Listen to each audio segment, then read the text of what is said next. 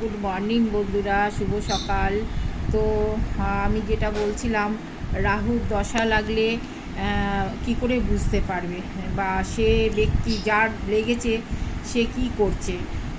সে তার বা বাড়িতে দেখবে সব জিনিসটাই খারাপ হবে।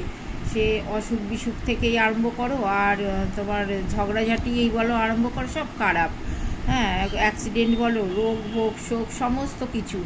হ্যাঁ, ঘরের মেম্বার ধরো ছেলে বলো মেয়েই বলো, তারা নেশা করবে, খারাপ সব খারাপ কাজগুলো করবে, পড়াশুনো করতে চাইবে না, কথা শুনবে না, সবসময় ছ্যান ছ্যান ছ্যান ছ্যান করবে। হ্যাঁ, এইরকম রাহুর দশা কিন্তু খুব খারাপ জিনিস। তবে যার রাহুর দশা আছে ভালো, আমি তার জ্যোতিষী না, আমি যেটা শুনেছি বা জানি সেইটা আমি তোমাদের মধ্যে খানিকটা শেয়ার করছি বা মনে করিয়ে দিচ্ছি।